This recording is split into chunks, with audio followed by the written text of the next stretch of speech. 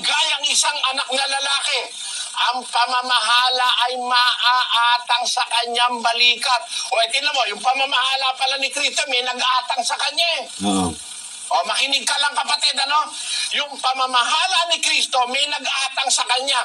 Ang pamamahala, maaatang sa kanyang balikat. Yes. Maaatang.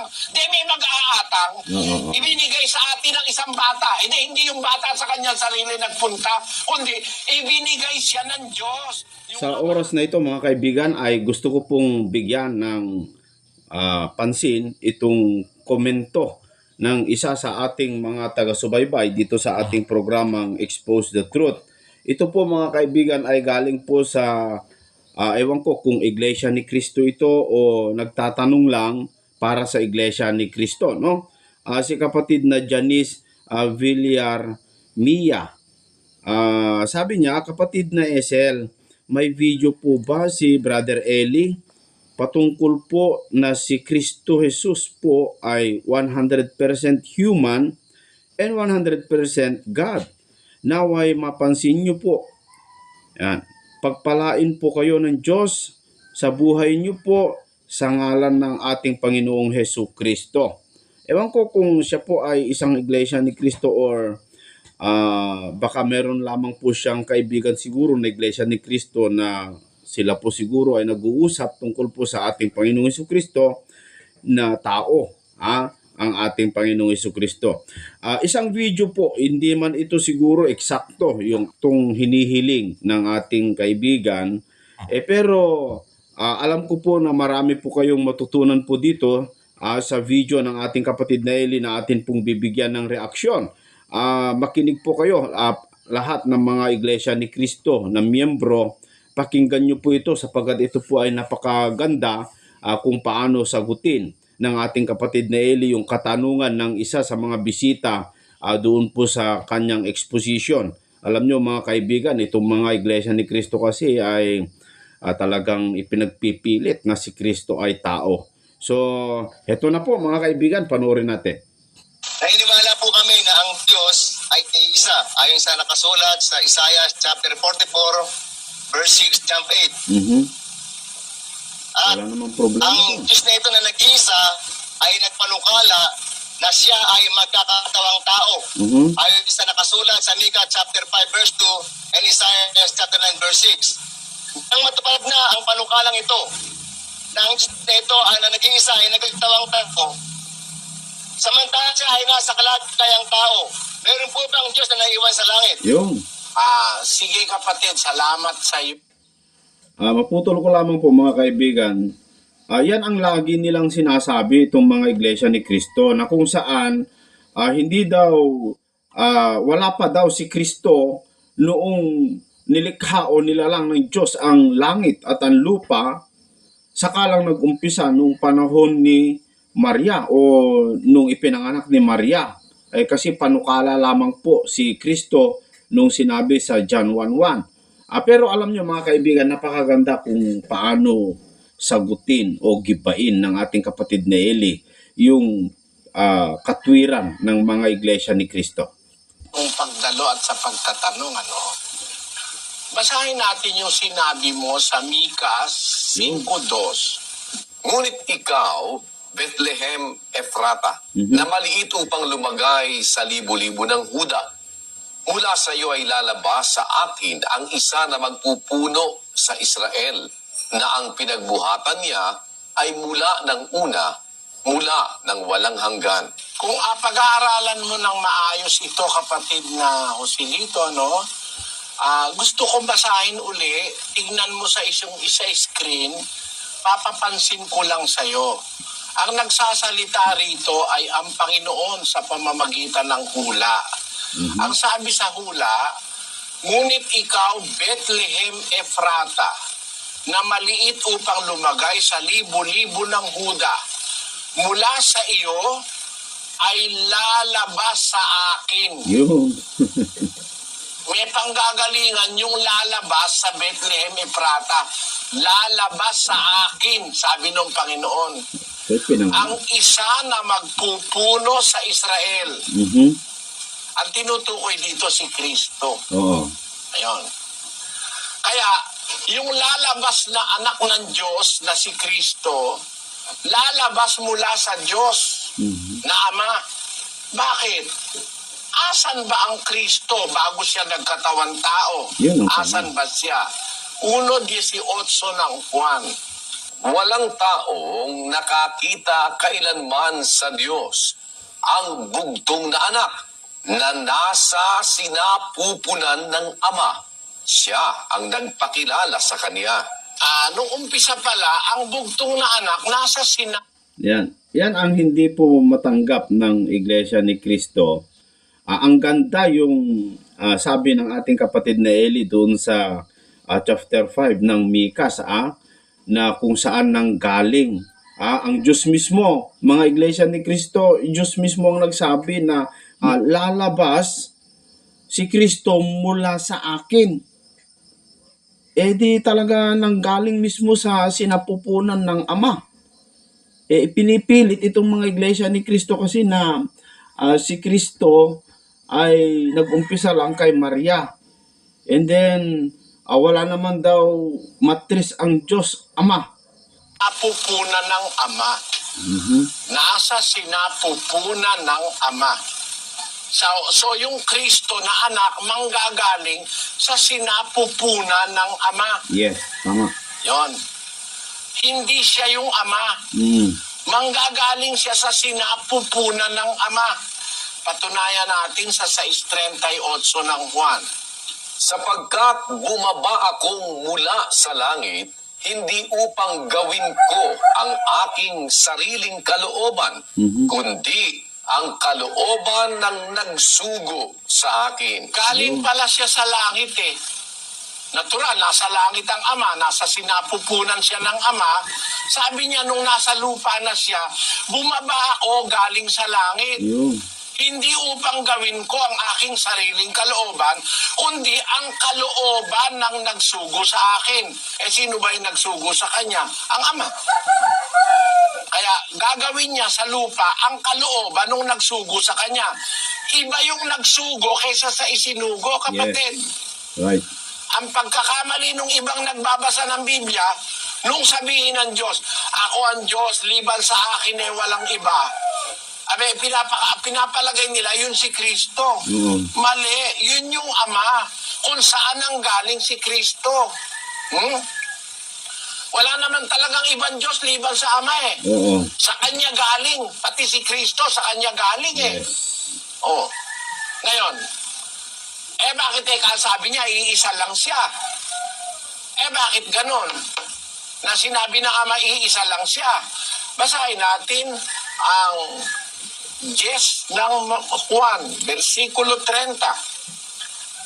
Ako at ang Ama ay iisa. Nung narito na sa lupa si Kristo, sabi niya, ako at ang Ama ay iisa. Ayan ang ibig sabihin nung ako at ang Ama ay iisa. Kasi galing siya sa sinapupunan ng Ama. Yes. Katunayan na yun ang kahulugan nun, 19:4 ng Mateo. At siya'y sumagot at sinabi, hindi ba ganinyo nabasa na ang lumalang sa kanila buhat sa pasimula ay sila'y nilalang niya na lalaki at babae? At sinabi, dahil dito'y iiwan ng lalaki ang kanyang ama at ina at makikisama sa kanyang asawa at ang dalawa ay magiging isang laman. Yun. Kaya nga, hindi na sila dalawa, kundi isang laman. Ang pinapagsama nga ng Diyos ay huwag papaghiwalayin ng tao. Yung mag-asawa pala, para sa Diyos, isa lang yun eh. Isang laman eh. Hindi na sila dalawa, isa na lang sila. Magkaiba yun. Babae at lalaki yun eh. Pero isa lang yun sa Diyos. Kasi yung kwenta ng Diyos, iba sa kwenta ng tao. Yung iba, pag nabasa, ako at ang Ama iisa, ang paliwanag nila, si Kristo rin daw yung Ama. Mali. Si Kristo galing sa Ama. Ba't sila iisa? Kasi galing nga siya sa Ama eh. Parang si Eva, galing kay Adan. Kaya nung pagsamahin sila ng Diyos, balik sila sa pagiging isa. Hindi na sila dalawa, kundi isang laman. Bakit? Talaga naman si Eva yung galing din kay Adan eh. Galing sa tadyang ni Adan. Basahin natin. sa Henesis, Kapitulo 2, versikulo 20. Alam nyo mga kaibigan, tama Tama yung pinapaliwanag ng kapatid na Eli So ito yung sinasabi, itong pinapaliwanag ng kapatid na Eli, ito yung sinasabi ng mga iba na hindi porket sinabing iisa ay absolute one talaga, kundi meron yung iisa na tinutukoy pero napakarami po yung sinasabi niyang iisa gaya ng isang banda, yung manunugtog. Isang banda lang ang tawag, tulad yung isang team ng basketball. Isa lang ang tawag pero marami silang bumubuo. Yung mga team ng basketball ay yung isang team binubuo ng 5 yung banda, isang banda, manunugtog. Pero marami yung bumubuo. May taga-gitara, may vocalist, mayroon pong taga-organ, may taga-tambol. So, iisa sila ang tawag ng Diyos. Pero marami. So, yun po yung ipinapaliwanag ng ating kapatid na Eli. At hinulugan ng Panginoong Diyos ng di kawasang himbing ang lalaki, at siya'y natulog, at kinuha ang isa sa kaniyang mga tadyang, at pinapaghilom ang laman sa dakong yaon.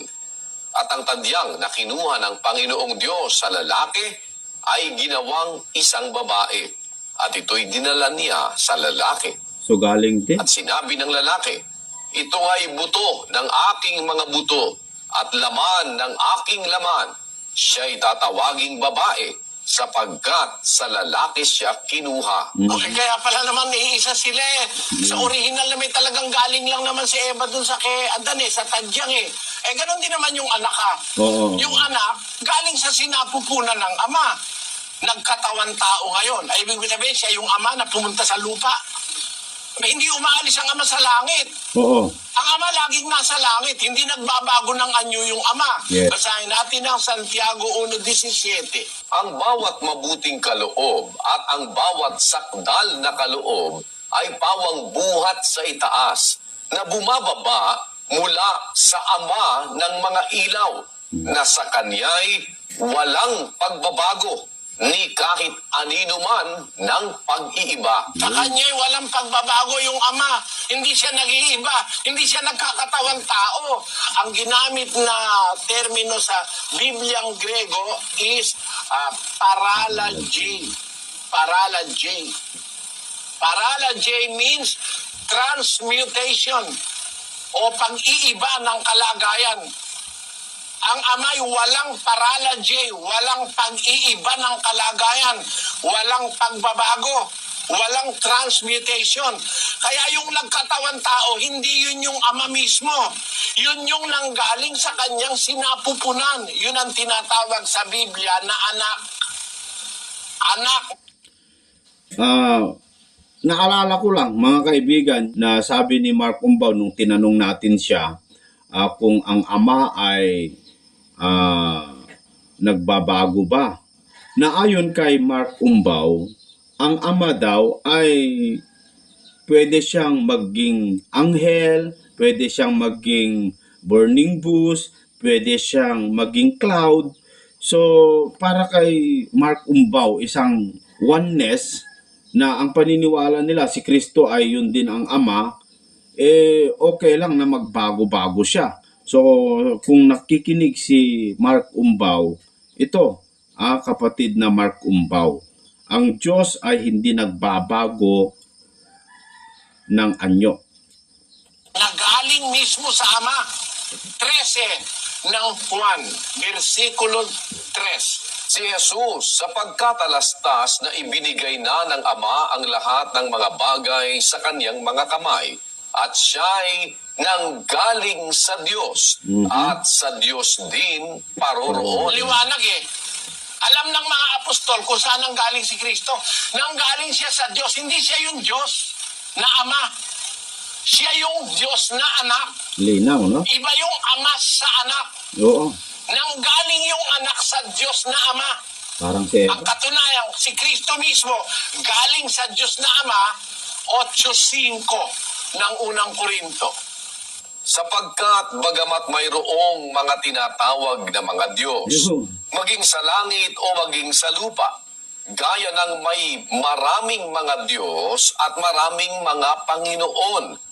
Ngunit sa ganang atin ay may isang Diyos lamang, ang Ama, na buhat sa Kanya ang lahat ng mga bagay. Ang Ama, ang sabi ng Biblia, ang karakteristik ng Ama, sabi ni Pablo sa mga kapatid sa Korinto, sa ganang atin may isang Diyos lamang, ang Ama na galing sa Kanya lahat ng bagay.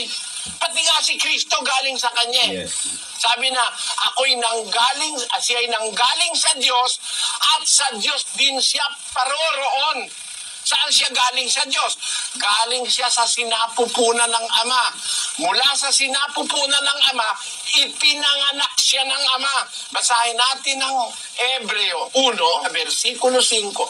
Sapagkat kanino nga sa mga anghel, sinabi niya kailanman, ikaw ay aking anak, ikaw ay aking ipinanganak ngayon, at muli, ako'y magiging kaniyang ama, at siya'y magiging aking anak. Ayon, sabi ng Apostol Pablo, kanino sinabi ng Diyos sa mga anghel kailanman ang salitang ito? Walang pinagsabihang anghel nito, ang pinagsabihan nito si Kristo lang. No. Sabi, ikaw ay aking anak, ikaw ay aking ipinanganak ngayon, at muli, ako'y magiging kanyang ama, siya'y magiging aking anak. Kaya nga tinatawag siyang anak ng Diyos eh. Oo. Kasi yung Diyos na ama, yun ang kanyang ama. Hindi siya yung ama. Ipinanganak siya nung ama. Mula sa sinapupunan ng ama, nanganak ang Diyos, ama. Ipinanganak niya yung kanyang anak. Basahin natin ang awit 2:7. Aking sasaysayin ang tungkol sa pasya. Sinabi ng Panginoon sa akin, ikaw ay aking anak. Sa araw na ito ay ipinanganak kita. Yon, ikaw ay aking anak. Sa araw na ito, pinanganak kita. Kaya dapat maintindihan dyan, kapatid, may ama't may anak. Na iisa lang sila. Bakit iisa? Kasi yung kanilang kalagayan, yung anak nang galing sa sinapupunan ng Ama. Pero nung maipanganak na siya, meron siyang sariling kalagayan. Kaya kung babasahin mo uli yung 5:2 ng Mikas, sa iyo, Bethlehem Ephrata, lalabas sa akin, lalabas sa Ama, ang isa na magpupuno sa Israel. Yun din ang sinasabi sa Isaias 9:6. Basahin natin. Sapagkat sa atin ay ipinanganak ang isang bata, at sa atin ay ibinigay ang isang anak na lalaki, at ang pamamahala ay maaatang sa kaniyang balikat. Liwanag nito eh. Sabi ng hula sa mga Israelita, sa Israelita ito naganap eh. Sa atin ipinanganak ang isang bata, sa atin ibinigay. Aba, iba yung nagbigay kesa sa ibinigay. Oo. Sa atin ay ibinigay ang isang anak na lalaki. Ang pamamahala ay maaatang sa kanyang balikat. Tingnan mo, yung pamamahala pala ni Kristo may nag-aatang sa kanya eh. Oo. Makinig ka lang, kapatid, Yung pamamahala ni Kristo may nag-aatang sa kanya.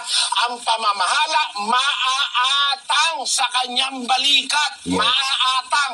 Di may mag-aatang. Oo. Ibinigay sa atin ng isang bata. Hindi yung bata sa kanyang sarili nagpunta, kundi ibinigay siya ng Diyos, yung Ama. At yung Ama, yun din ang nag-aatang sa kanya ng Yes. kapangyarihan ng pamamahala. Basahin natin ang 22:22 ng Isaias. At ang katungkulan sa sangbahayan ni David ay iaatang ko sa kaniyang balikat, Ayun. at siya'y magbubukas at walang magsasara, at siya'y magsasara at walang magbubukas. Ayon, sabi ng Diyos na Ama, ang katungkulan sa sambahayan ni David, iaatang ko sa kanyang balikat. Di may mag-aatang kay Kristo, hindi siyang mag-isa. Oo. Iaatang ko sa kanyang balikat. Siya'y magbubukas, walang magsasara. Siya'y magsasara, walang magbubukas.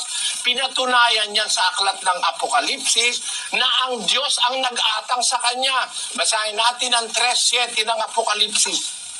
At sa anghel ng iglesia sa Philadelphia ay isulat mo, ang mga bagay na ito ay sinasabi ng banal, niyaong totoo, niyaong may susi ni David, niyaong nagbubukas at di mailalapat ng sinuman, at naglalapat at di maibubukas ng sino man. Yan ang inatangan ng Diyos, yung may susi ni David.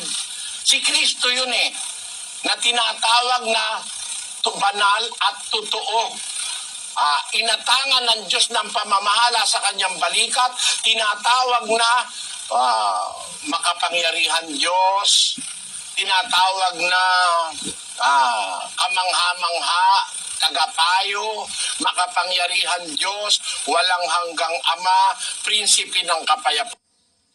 Napakaganda yung paliwanag ni Brother Eli doon sa tanong mga kaibigan. Kaya alam nyo, kung pakinggan mo lang ng mabuti yung mga paliwanag ni Brother Eli sa mga katanungan at hindi mo ito pipilipitin at hindi mo ito bibigyan ng pandaraya sa pagpaliwanag.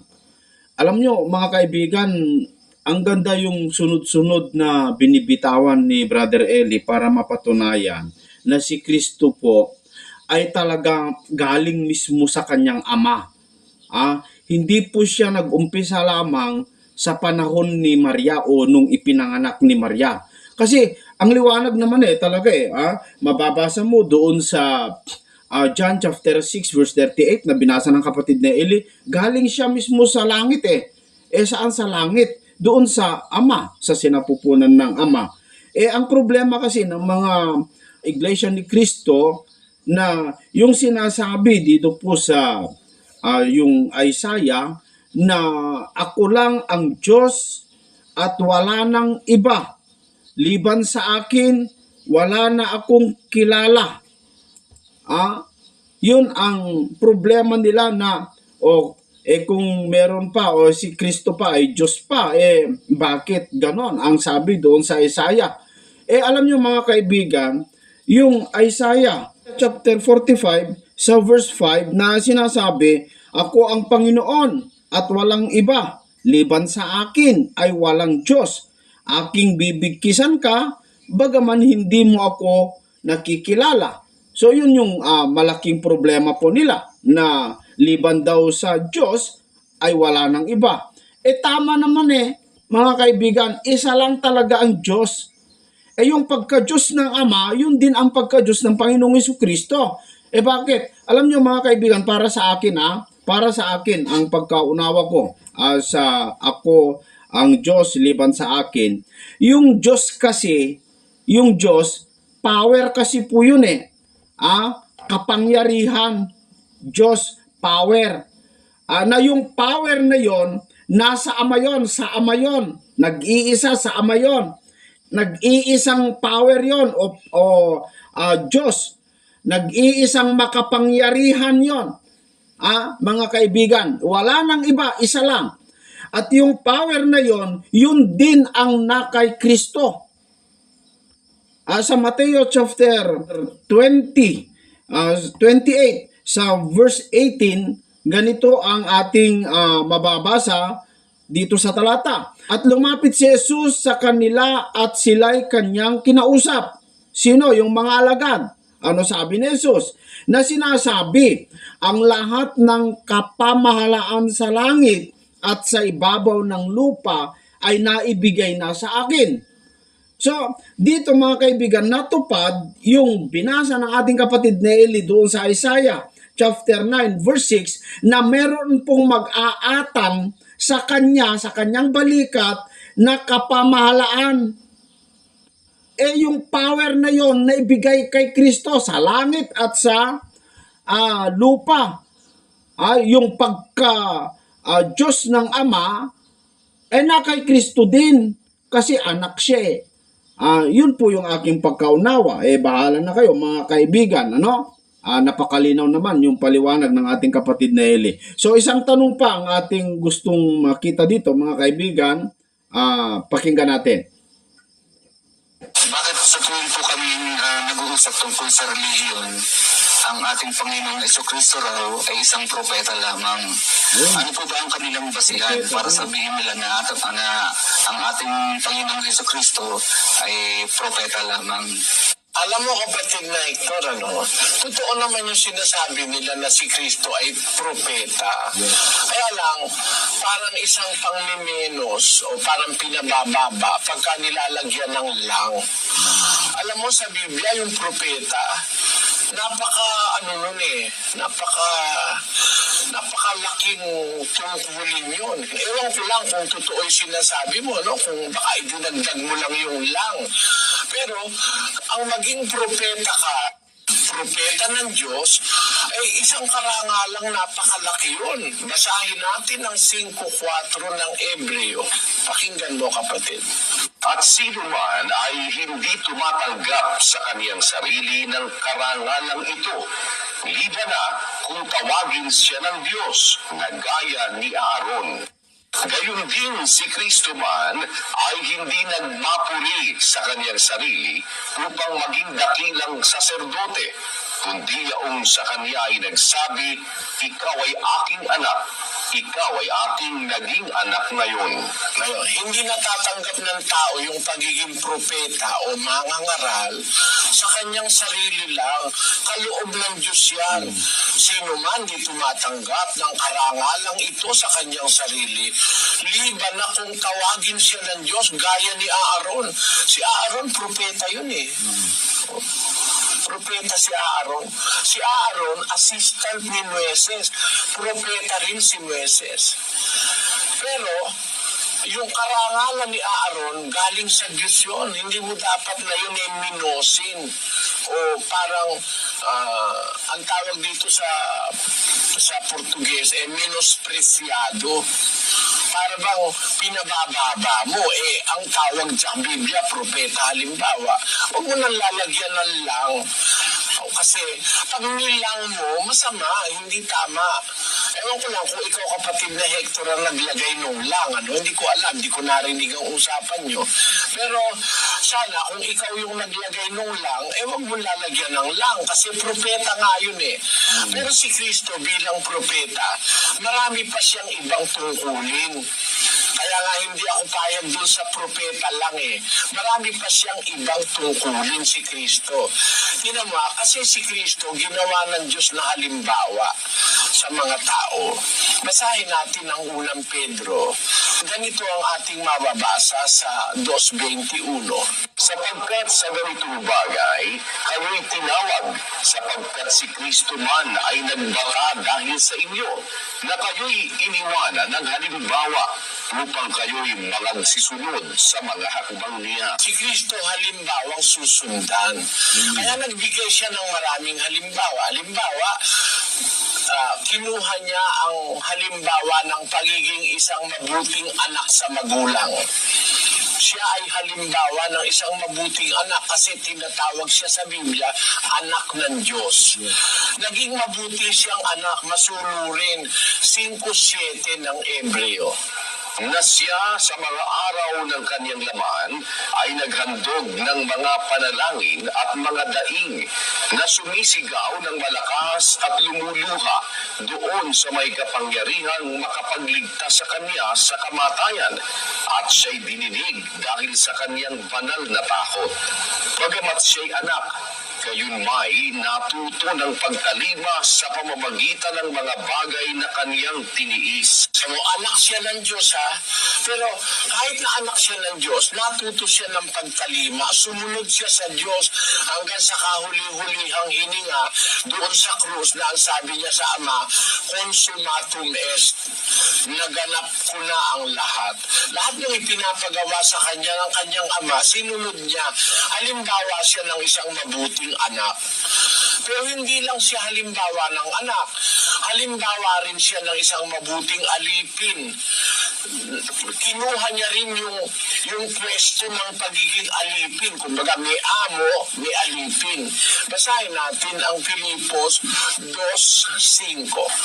Magkaroon kayo sa inyo ng pag-iisip na ito'y na kay Kristo Jesus din naman, na siya, bagamat nasaan yung Diyos, ay hindi niya inaring isang bagay na nararapat panangnan ang pagkapantay niya sa Diyos, kundi bagkus hinubad niya ito at nag-anyong alipin na nakitulad sa mga tao.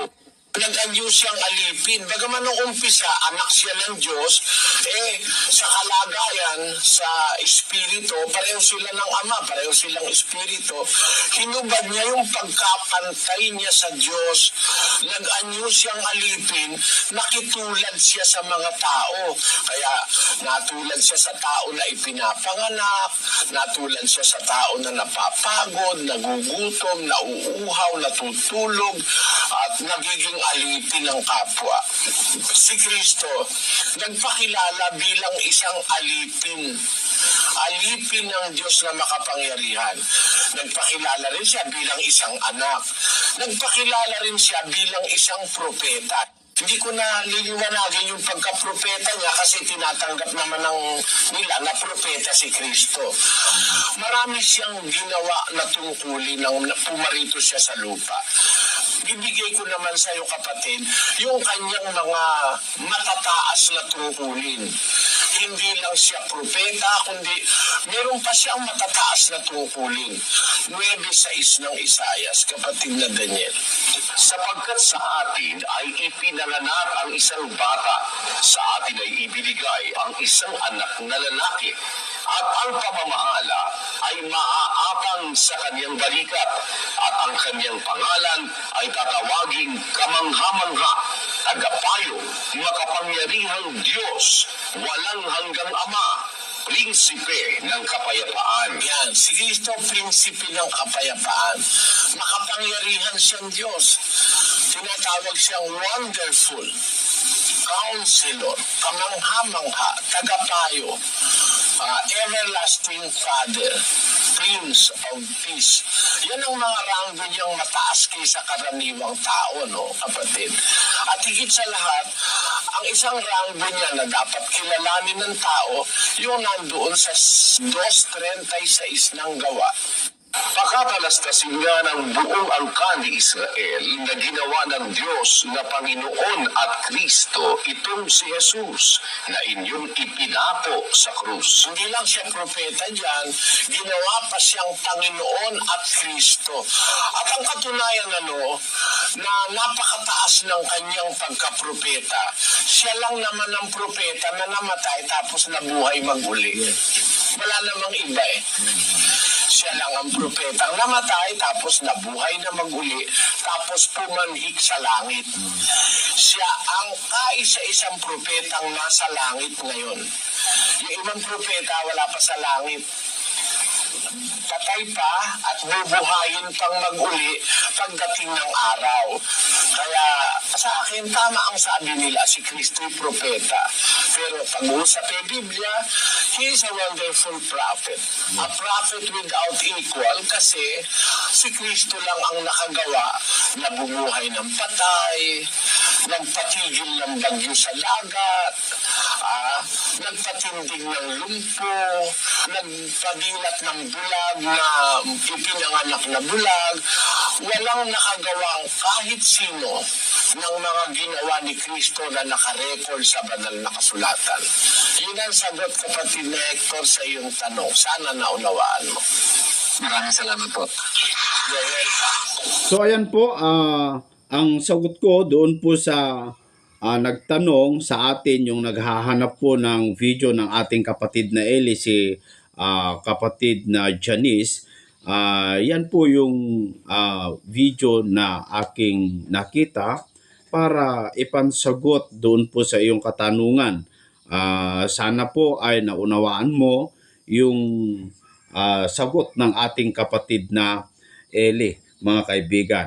At saka ang masasabi ko doon po sa huli na sagot ng ating kapatid na Eli, ang ganda yung kanyang sinabi na si Kristo ay ginawa ng Ama bilang modelo. Inutusan kasi ng Ama si Kristo mula sa langit upang gawin ang kalooban ng Ama. At ang isa sa mga kalooban ng Ama na aking nakikita ay para maging isang modelo bilang isang anak, bilang isang Kristiyano, bilang isang asawa. Kaya kahit si Apostol Pablo, mga kaibigan, ay mayroon siyang sinabi dito po sa banal na kasulatan na dito sa Efeso chapter 5 sa verse 8. Sabi dito, sapagkat noong panahon kayo'y kadiliman, datapwat ngayon kayo'y kaliwanagan sa Panginoon. Magsilakad kayong gaya ng mga anak ng kaliwanagan. Kung ikaw ay naging Kristiyano na, sumunod ka sa pananampalataya doon po sa aral ng ating Panginoong Jesucristo, naging isang anak ka ng kaliwanagan, lumakad ka gaya ng anak ng kaliwanagan. Sino yung anak ng kaliwanagan? Si Kristo. Ano ang dapat nating tularan sa ating Panginoong Jesucristo? Bilang siya ang ating modelo, mga kaibigan. Hindi po si Kibuloy, no? Hindi po si Kibuloy ang modelo ng Kristiyano, kundi ang ating Panginoong Jesucristo. Kung ikaw ay anak ng kaliwanagan, lumakad ka gaya ng anak ng kaliwanagan. Sino yung anak ng kaliwanagan? Si Kristo. Dito po sa Filipos chapter 2, sa verse 5, dapat meron din tayo nito. Mga kaibigan at mga kababayan. Sabi dito sa verse 5, mangagkaroon kayo sa inyo ng pag-iisip na ito'y na kay Kristo Jesus din naman. So sana yung pag-iisip ng ating Panginoong Jesucristo bilang isang Kristiyano ay nasa atin din, bilang siya ang ating modelo o tularan na ibinigay ng Diyos. Ano ba kasi yung kaisipan? Ano ba kasi yung pagka-modelo ng ating Panginoong Jesucristo na siya, bagamat nasaan yung Diyos, ay hindi niya inaring isang bagay na nararapat panangnan. Ang pagkapantay niya sa Diyos. Ibig sabihin, kahit si Kristo ay anak ng kataas-taasan, napakataas, nasa langit. Pero bilang isang modelo, nagpakababa siya. At yung pagkapantay niya sa Ama ay hindi na inaring nararapat panangnan, sabi ni Apostol Pablo, kundi siya ay nagpakababa. Ibig sabihin, kahit yung mga tao naman sana na matataas, yung mga tao naman sana na mayayaman, sana kung talaga sila po ay sumusunod sa Diyos, kung sila po talaga ay Kristiyano, magpakababa rin sila. Dapat tularan nila yung ating modelo na si Kristo, hindi si Kibuloy, mga kaibigan at mga kababayan. At bilang isang propeta, alam nyo, sa aking pagkaunawa kung bakit tinawag siyang propeta, kasi siya po yung pumalit bilang isang propeta, siya yung pumalit sa kalagayan ni Moises, yung mga saserdote. Kaya hindi lang propeta siya siya pa ay saserdote, mga kaibigan. Ayon sa ating napakinggan, si Aaron, isang propeta, si Moises, isang propeta. Siya yung pumalit, si Kristo. Dahil pinalitan niya si Moises bilang isang propeta, kaya tinawag siyang propeta, mga kaibigan. Kasi siya ang pumalit dito sa Hebrews chapter 7 sa verse 11, sabi dito, ngayon, kung may kasakdalan nga sa pamamagitan ng pagkasaserdote ng mga Levita, sapagkat sa ilalim nito, yung mga Levita, ay tinanggap ng bayan ang kautusan. Anong kinailangan pa na magbangon ang ibang saserdote ayon sa pagkasaserdote ni Melchizedek at hindi ibinilang ayon sa pagkasaserdote ni Aaron? So si Kristo ang pumalit sa pagkasaserdote at pagkapropeta ni Aaron at saka si Moises, mga kaibigan. At yung pagkasaserdote niya ay hindi ayon sa pagkasaserdote ng mga Levita o ni Aaron. Iba na. Ano yung kanyang pagkasaserdote? Ang kanyang pagkasaserdote ay katulad, no? Gaya yung pagkasaserdote ni Melchizedek. Isipin mo kung ano yung pagkasaserdote ni Melchizedek. si Melchizedek, wala siyang batas na kung ano-ano na batas gaya ni Aaron, gaya ng mga Levita, mga kaibigan, gaya ng Israel. Anong araw, panahon ni Moises. Kasi sa verse 12, sapagkat nang pinalitan ang pagkasaserdote, ay kinailangan palitan naman ang kautusan. So binago po yung kautusan, mga kababayan. So napakaganda po siyang bilang isang modelo. Ayon sa paliwanag ng ating kapatid na Eli, napakaganda po siyang naging modelo at siya yung perfect na modelo ng mga Kristiyano. So yan po kapatid na Janice, sana po ay naunawaan mo yung sagot ng ating kapatid na Eli. Isa pang tanong na gusto ko pong bigyan ng pansin, mga kaibigan, sabi ni kapatid na JP, Brother Esel, magandang tanghali po sa iyo. Ako po ay taga Bukidnon at ako po ay laging nakasubaybay sa inyo. Gusto ko lang po sana mag-request ng video po patungkol saan po ba tayo naligtas, sa pagkamatay ba ni Kristo Jesus po ba sa krus o sa pamamagitan ng pagbautismo? Yan lang po at sana'y mapansin. Salamat po at God bless. So medyo nalilito siguro si kapatid na JP kasi si Kristo po ay siya yung nagligtas, napako sa krus at sa kanyang pagkapako para tubusin ang kasalanan ng tao. Kaya nalilito siguro siya kung ano ba talaga ang ating kaligtasan, sa pagkamatay niya ba sa krus o sa pagbautismo. So parang lumalabas mga kaibigan na kung namatay na si Kristo doon sa krus at natubos na ang kasalanan natin, parang lumalabas na hindi na tayo kailangan magbautismo kasi natubos na, no? Mga kababayan. Pero alam nyo mga kaibigan, dapat sana hindi po tayo malito, no? Yung pagkapako ni Kristo o pagkamatay niya doon sa krus, hindi po ibig sabihin nung napako siya sa krus, yun kasi pagkapako niya sa krus, kabayaran yon ng kasalanan ng tao, mga kaibigan. Kabayaran yon. Ibig sabihin, doon ay tinubos niya ang kasalanan ng tao. Pero hindi ibig sabihin na ligtas ka na o ikaw ay wala ka nang dapat gagawin, mga kaibigan. Parang ganito, no? Para maunawaan lamang po natin. For example, meron pong sunog sa isang lugar at nandoon ka, kapatid. May pinadala po na isang sasakyan, dinala doon. Yung sasakyan, yun po yung sasakyan ng tao para ang tao'y maligtas mula sa sunog. Pero hindi ibig sabihin dahil nandun na yung sasakyan, kahit hindi ka na sumakay, kahit wala ka nang gagawin, ligtas ka na doon sa sunog. Hindi po. Yung pagkamatay ni Kristo doon sa krus, tinubos niya ang kasalanan ng tao.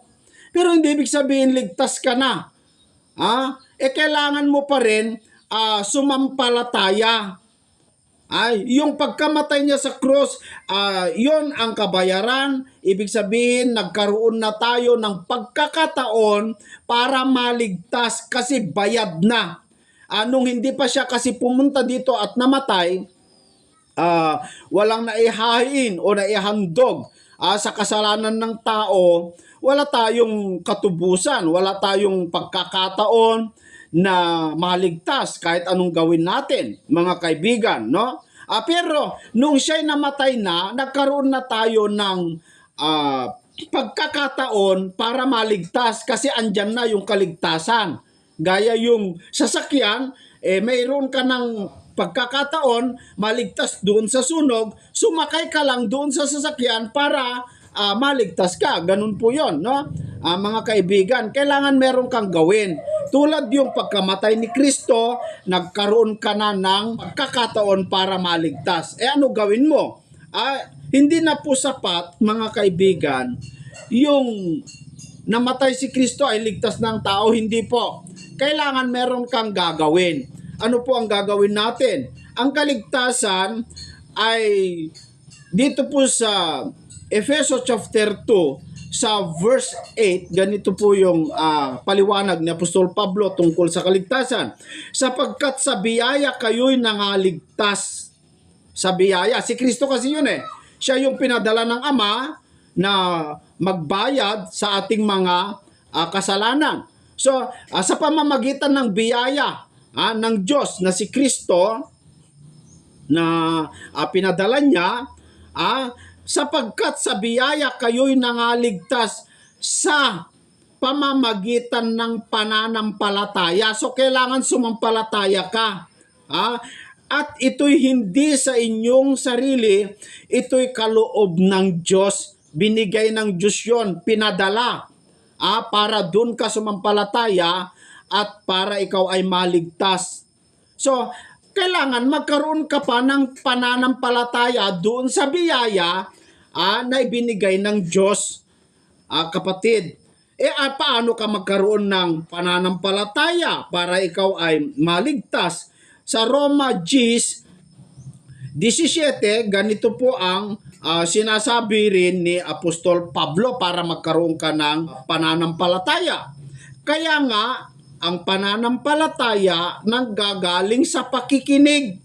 At ang pakikinig ay sa pamamagitan ng salita ni Kristo. Dito napakalinaw po, mga kaibigan, na ang tao para maligtas ay sumampalataya. At kung paano ka magkaroon ng pananampalataya sa pamamagitan ng pakikinig. Dapat makinig ka. Alin? Sa punto por punto? Mali po. Kay Kibuloy, lalong mali. Mga kaibigan. Saan ka makinig? Makinig ka kay Kristo. Makinig ka sa aral ni Kristo. Sa aral na totoo. Isa sa mga aral ni Kristo, kapatid, na JPI, kailangan ang tao para makapasok sa langit ay maipanganak muli. John chapter 3 sa verse 3, ganito ang sabi ni Kristo kay Nicodemo. Sumagot si Jesus at sa kanya'y sinabi, katotohanan, katotohanan sinasabi ko sa iyo. Sabi niya kay Nicodemo, maliban na ang tao'y ipanganak na muli. Kasi naipanganak ka na kailangan mo may panganak muli. Ay hindi siya makakakita ng kaharian ng Diyos. So kung hindi ka maipanganak muli, hindi ka maliligtas, hindi mo makikita ang kaharian ng Diyos. Anong kapanganakan itong sinasabi ni Kristo? Anong kapanganakan?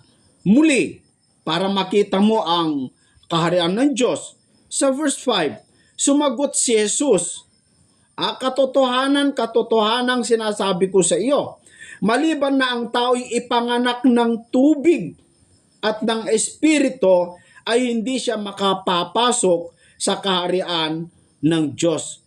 So yung kapanganakan muli po pala ay yung maipanganak ka sa espiritu at sa tubig. Sa espiritu at sa tubig. Ano yung espiritu at sa tubig na kapanganakan, mga kaibigan? Sa Pedro kapitulo unang Pedro kapitulo 1 sa versikulo 23, ganito ang sinasabi kung paano tayo maipanganak muli, no? Yamang ipinanganak kayong muli, hindi sa binihing nasisira. Kundi sa walang kasiraan. Ano po yon? Sa pamamagitan ng salita ng Diyos na nabubuhay at namamalagi. So, may panganak pala tayo sa tubig at sa espiritu, na ibig sabihin yung tubig at saka espiritu, yung salita ng Diyos. Kasi yung salita ng Diyos parang tubig yon na lilinisan ka. Kapatid, sa John chapter 15 sa verse 3, ganito po yung sinasabi ng Panginoong Hesus Kristo. Kayo'y malilinis na. Saan? Sa pamamagitan ng salita na sa inyo'y aking sinalita. So kailangan makinig ka sa aral ni Kristo para sa yung salita ni Kristo, lilinisan ka niya. Maipapanganak ka sa salita ni Kristo o salita ng Diyos, mga kaibigan. Kapag napakinggan mo po yung salita, aral ni Kristo, at isa sa mga aral niya, mga kaibigan, ang tao kailangan magpabautismo bilang aksyon, no? Bilang simbolo ng libing ng ating lumang pagkatao. Malibing ka sa pamamagitan ng bautismo ng tubig, yung malubog ka sa tubig, simbolo ng simbolo ng pagkalibing mo sa lumang pagkatao. At paglabas mo, pag umahon ka sa tubig, yun ang spiritual na kapanganakan sa salita ng Diyos, kapatid na JP. So, yun po yung masagot ko dyan, kapatid na JP. Napakaganda po yung katanungan mo. Alam ko, hindi lamang po ikaw ang naguguluhan siguro tungkol po dyan, pati rin ang mga iba siguro, mga kaibigan, meron din sigurong nagtatanong ng ganon. Isa pang katanungan na gusto kong tapusin, mga kaibigan, isa sa ating mga taga-subaybay. Good day, Brother Esel.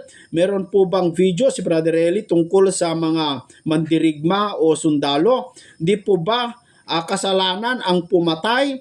Papaano yung sundalo sa oras ng digmaan? Hindi maiwasan na hindi sila makapatay. Paano po yon? Maliligtas po ba sila? Thank you po. Problema din niya yung mga sundalo. Siguro sundalo ito, mga kaibigan.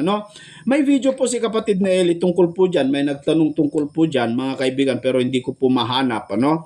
So, pasensya sa ating nagtanong. Pero alam nyo, para sa akin, yung katanungan niya kung kasalanan ang pumatay, tama, kasalanan ang pumatay.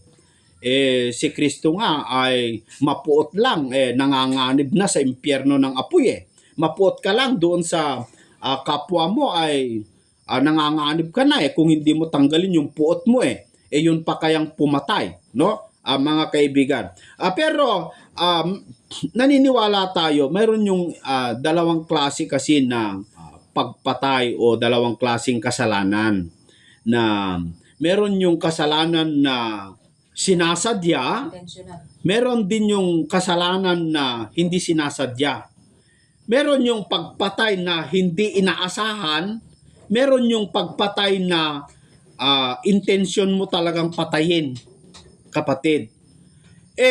Kung nandun ka sa labanan, gaya nga sa aking napakinggan na sinabi ni kapatid na Eli, kung ikaw ay tirador o sharpshooter, pwede mo naman siyang tirahin para hindi mo mapatay. Kung talagang ikaw ay Kristiyano, ayaw mong pumatay dahil masama po yon, ayaw mong intensyonin na patayin, gusto mo lamang po siyang sumuko pero hindi mo naman po yun mapasuko. Baka ikaw papatayin nun. Kaya kailangan, ang tamaan mo, sabi ni Brother Eli, yung paa, o di kaya yung balikat, para malumpo lamang po siya at hindi siya mamatay. Meron pa siyang pagkakataon mabuhay at magamot yung kanyang sakit o yung tama, no? Pero kung hindi ka naman po tirador, gusto mo talaga yung puso mo, talagang gusto mo tirahin yung balikat niya o yung paa niya, hindi ka naman tirador. Aksidente, natamaan mo yung bituka, natamaan mo yung puso, hindi ka tirador Ang gusto mong tamaan sana yung paa pero hindi ka tirador, natamaan mo yung bituka, namatay. Alam ng Diyos yung utak natin, alam ng Diyos yung kaisipan ng tao. Kung talagang ang purpose mo ay tamaan mo yung kanyang balikat para hindi mamatay, pero nagkataon hindi ka naman kasi tirador gaya ng mga magagaling na sniper, natamaan mo yung puso, sa akin kapatid, nauunawaan po ng Diyos yun. Talaga siguro kalooban ng Diyos na yung tao na yon ay mawala na. Ganun po yung aking sagot dyan, kaibigan. Pero kung intention mo siya, meron ka namang pagkakataon, mahuli mo siya, meron ka namang pagkakataon, malumpo mo lamang po siya para mahuli mo, dahil ito, trabaho lang, intentionin mo talagang patayin, yun po yung masama, kapatid. Kapag intention mo, masama na po yun. Mapuot nga lang, sabi ko, ng ating Panginoong Jesucristo, sabi niya, mapuot lang sa kapwa, delikado ka na sa apoy ng impyerno. Yun pa kayang intentionin mo na patayin ang isang tao. So yun po yung masasagot ko, mga kaibigan. So maraming salamat po sa inyong lahat. Napakarami po tayong natutunan sa video ito, sa mga sagot ng ating kapatid na Eli. Kaya tulad sa anyaya ni kapatid na Eli, ako rin, mga kaibigan, kung meron po kayong pagkakataon para magkaroon ng lalo pang malalim na kaalaman, gaya ng sinabi ng kapatid na Eli, makinig po kayo ng mass indoctrination. Napakaganda po, mga kapatid. Ang dami po ninyong matutunan doon. Maraming salamat po sa inyong lahat. Hanggang sa susunod po.